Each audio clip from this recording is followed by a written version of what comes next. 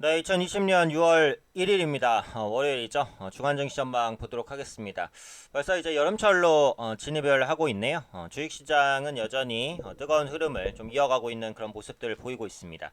다만 이제 그 미중 무역 분쟁 리스크 관련해서 완전히 해소된 부분은 아니죠. 그래서 그렇기 때문에 이런 부분들이 언제든 증시의 변동성으로 연결될 수 있다라는 부분은 조금 감안을 하시고 보셔야 될 것 같습니다. 지난주에 말씀드린 대로 어떤 식으로든 종목을 좀 압축해서 대응하실 필요는 있어요. 그래서 종목이 뭐 세 종목, 네 종목을 넘어가시는 분들은 한 네 종목 이내로까지는 좀 압축하셔서 대응을 하셔야 되지 않을까. 너무 많다고 하더라도 다섯, 여섯 종목 거기를 더 넘어가면 막 10종목, 20종목 이렇게 되면은 시장의 변동성이 실릴 때 대응을 할 수가 없습니다, 사실상. 네, 그렇기 때문에 현재 위치에서는 어쨌든 조금 이제 종목을 압축하시면서 갈 필요는 있다라고 보는 거죠. 일단 지난주 보시면 미국 증시가 굉장히 큰 폭의 변동성을 보이면서 마감을 했습니다. 그래서 다우지수 보시면은 그쵸, 밑꼬리가 많이 달리죠. 나스닥 지수, 그다음에 S&P 500 지수. 장중에는 변동성이 굉장히 컸다라고 보시면 될 것 같아요.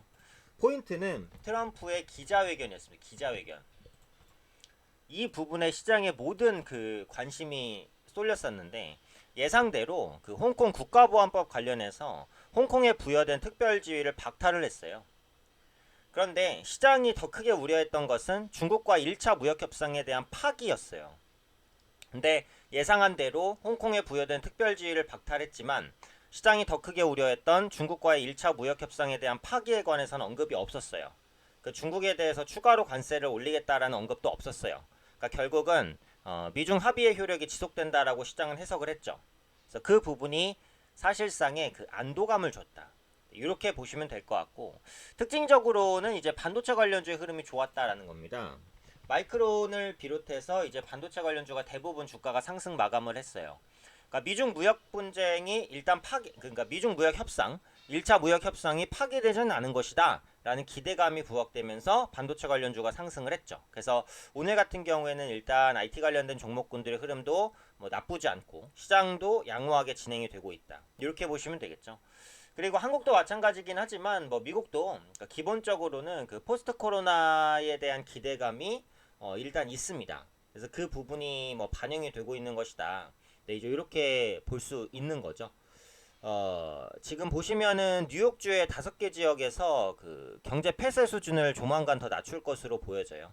다만 이제 미국과 중국의 갈등은 지속되고 있는 상황이기 때문에 이번 주에도 시장 상단을 조금 제한하는 그런 요인으로 작용할 수는 있으니까요. 그죠? 그래서 그런 부분들은 조금 주의하실 필요가 있지 않을까. 네, 그렇게 이제 생각이 됩니다. 국내 증시를 이제 한번 넘어가서 보면요. 뭐 좋습니다. 일단 코스피 지수 전고점을 일단 넘어서는 그런 시도들 2056포인트까지 왔고요. 코스닥 지수 같은 경우 지금 727포인트까지 전고점이 이제 730이어서 지금 기세상으로는 이 부분을 뚫어낼 것으로 보여지죠. 그래서 뚫어내게 된다라고 한다면 그 다음 목표 밸류는 여기 정도까지 760포인트 정도까지도 올려 세울 수 있어요. 그래서 730포인트를 일단 돌파하는지 그 부분을 보는 게 관건이고 어쨌든 외국인은 아직까지 들어오진 않아요. 그래서 개인만 주도를 하고 있는 장세예요. 원달러 환율도 우호적이진 않아서 지금 상황에서 큰 폭의 지수 상승을 기대하기는 어쨌든 어렵다고 보여요. 다만 이제 여전히 개인의 저가 매수 수요도 풍부하다라는 점을 생각해 봤을 때 지수는 변동성은 크지만 상단과 하단이 막힌 그런 흐름이 나타날 수 있다. 그 말은 뭐죠? 종목 장세라는 거죠. 그렇죠? 결국은 종목을 잘 선택하는 게 중요하다라는 거고 이 홍콩 국가보안법을 둘러싼 G2 분쟁의 확산 여부가 여전히 중요한 이슈입니다. 그래서 미국 그리고 중국 어떤 마찰을 일으키는지 이런 부분들을 좀 꾸준하게 체크를 해보실 필요가 있다. 이렇게 이제 보셔야 될 것 같고요.